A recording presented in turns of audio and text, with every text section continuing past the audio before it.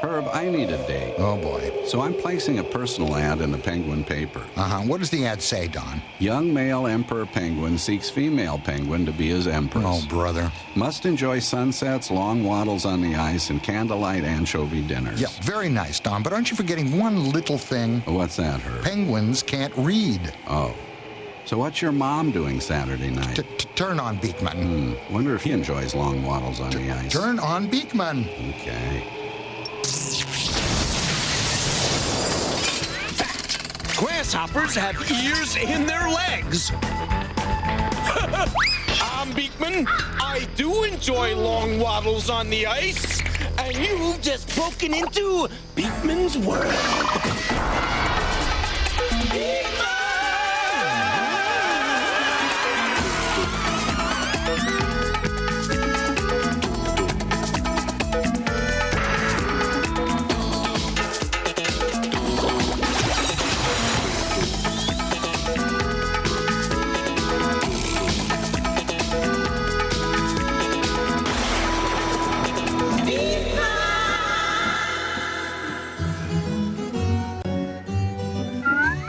Suggested for a question. Oh, pick me a winner, Phoebe. Gabriella Ritz of Los Angeles, California writes, enough with the scientific principles. When are you guys gonna make some toys? Hey, your question's a swell, Gabriella. But to make the kind of toys I like, you need lots of scientific principles. Let's pick one. Don't have to ask me twice. Ooh, this is so exciting! Newton's third law of motion! Yes! Newton's third law of motion states whenever one object exerts a force on a second object, the second object exerts an equal and opposite force on the first. In other words, for every action, there's an equal and opposite reaction. The action is the hot gases being pushed out of the rocket. The reaction is the Schmendrick being pushed off his skates and his butt being set on fire.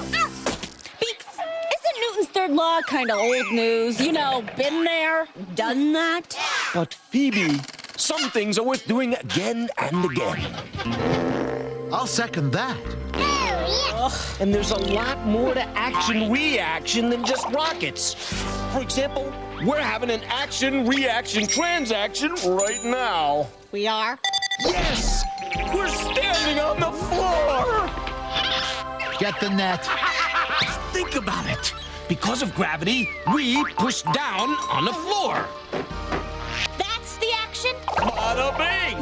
The reaction is the floor pushing up on us with an equal and opposite force. Remember our old friend Chaka? Just standing in the information center, she was pushing down on the floor with a force of 8,000 pounds. The floor was pushing back up on her with the same exact force. Wait a minute. You're saying that the floor pushes up on us with the same force that we push down on it? Yes. How does the floor know how hard to push? How does the floor know how hard to push? I don't know, but it does. Well, I, for one, am unconvinced. And I am unconvinced for two. And eating for two as well. But Beaketeers, the floor has to be pushing up on us. Think what would happen if it weren't. I'd still be right here, and you can't tell me any different.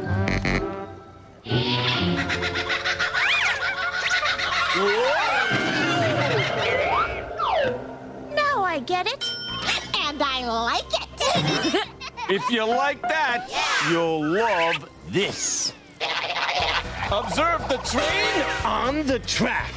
Which is pushing down on the table with the same force that the table is pushing back up on it. She was listening. I love that. Now, what do you think makes the train go around the track? Newton's third law. She was listening again. See, the action is when the train's wheels push backward on the track. The reaction is when the track pushes forward on the train's wheels, sending the choo-choo chugging along. You're telling me that the train moves forward by pushing the track back? But a boxcar, and I can prove it. Let's see what happens when we untrack the track and set it free. On board! You're right! The track isn't just pushing the train forward, the train is pushing the track back, Jack! Okay, you win. The floor does push back. Oh, does it push back? Ow! Lester! Are you okay? It only hurts when I stop eating. The action is me eating. The reaction... Quick! Let's clear the air with a toy. Head to the left! To see Newton's third law in action and reaction, you need a small toy car, a balloon,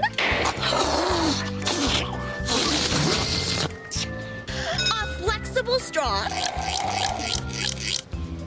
some masking tape, and some breath.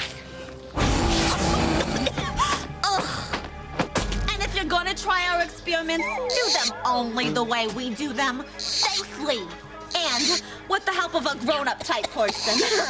First, stick one end of your flexible straw into the balloon like so. Now tape it carefully like this, so the straw stays in the balloon. Next, take your toy car.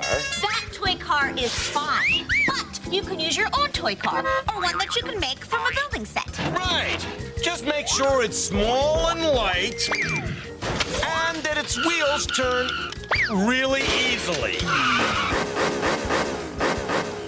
Now, tape the straw to the car like this, so the straw points out the back. And finally, please blow up your balloon and pinch the straw so you don't let the air out until you're ready. You ready? Ready.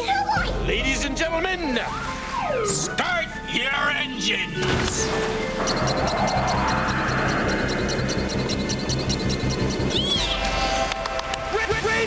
The action is the balloon pushing the air out. The reaction is the air pushing the balloon and the car forward. Cool toy, Beakman. Newton's third law, like, rules. Totally. Yeah, but you guys aren't thinking big enough. Absurd. Very enterprising, Lester, but it'll never work. Ray, uncork my nozzle.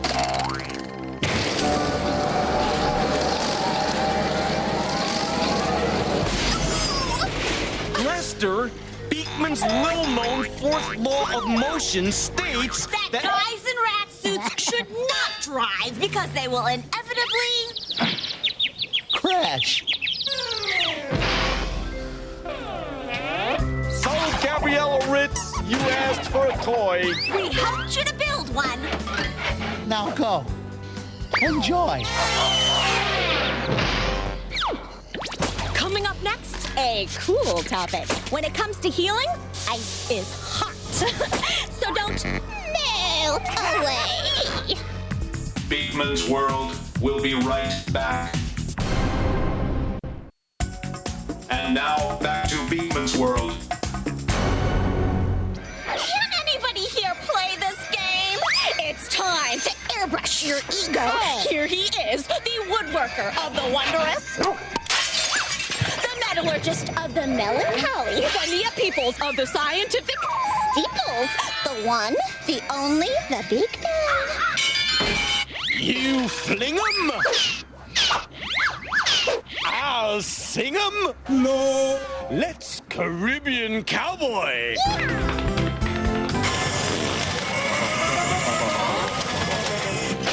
Please deposit 20 cents. Question! Joni Turbo from Cooper City, Florida, writes, Dear Beakman, how far is it around the Earth? Answer? 24,901.55 miles. Question. What is the biggest freshwater lake in the world? Answer? Lake Superior in North America has the biggest surface area. Why, it's almost as big as the state of Maine. Yeah? This may shock you, but I own a summer cabin on Lake Inferior. Either I've got a really bad ringing in my ears, or it's time for a visit with Nurse Phoebe! School Nurse! There's no such thing as a javelin catcher. Toodly-oodly. Excuse me. Ow, ow, ow, ow, ow, ow. Oh, you poor boy.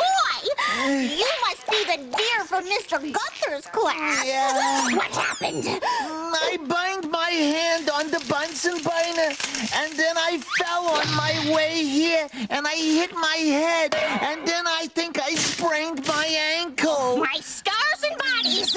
That's terrible. You poor dear. That's not a very serious burn. Just think of it as having your palm red. Do I have to go to the hospital? Can I? Can I ride in an ambulance? Oh, no. There's no need. Well, can I roll around in one of those beds that go up and down? Can I play with the blood pressure thingy? No, calm down, young man. He's not going anywhere. All you need for all three of your injuries is one of nature's natural healers. Huh?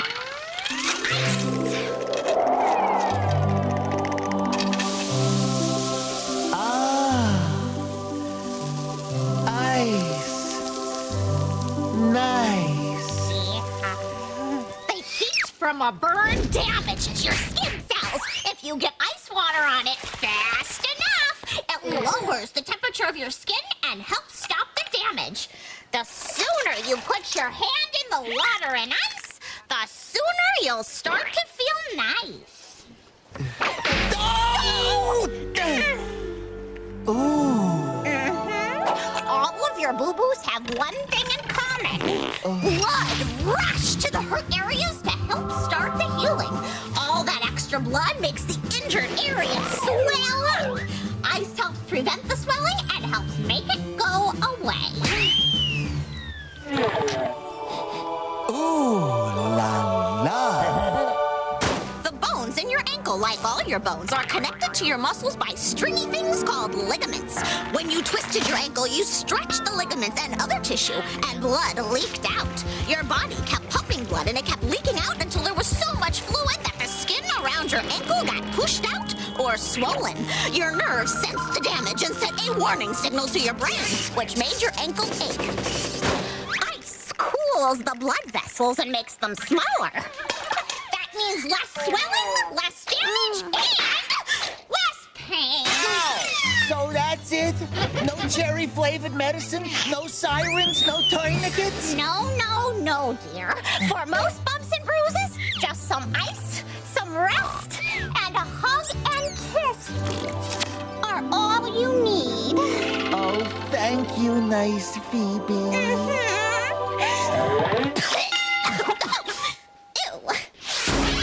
Coming up next, Bite is the Void. We'll flock together with blades of a feather after this. Yo, don't fly the coop.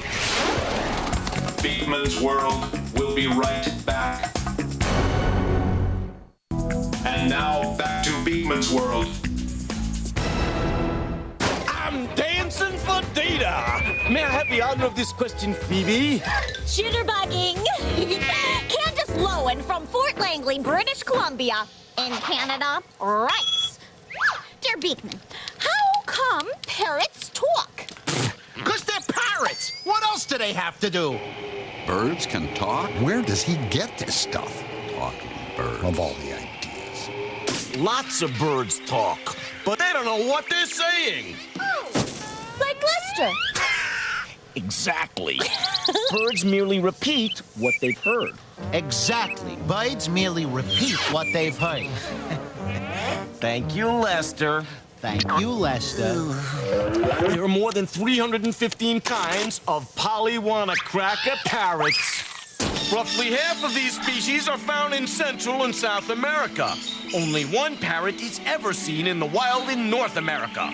The thick-billed parrot, which sometimes can be seen flapping its wings and its mouth in the southwest United States. Many parrots are found in Australia, like cockatoos, lories, and the most common parrot of all, the parakeet.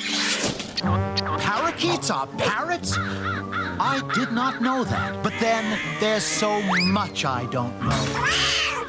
Yes, Lester, our fine feathered friend, the parakeet, also known as the budgerigar or budgie, is a native of Australia, or as I like to call it, down under. Hi, good day, mate. And speaking of down under, I just happen to be wearing down underwear. Fruit of the lame, no doubt.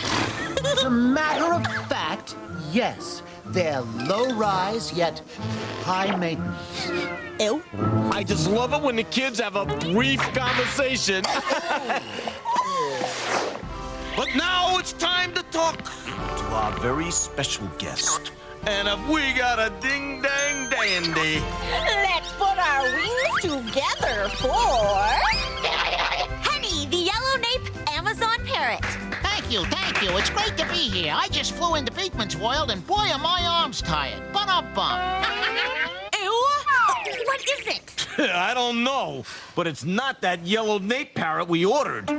What did the bird guy say when he dropped off this thing? I don't know. Lester answered.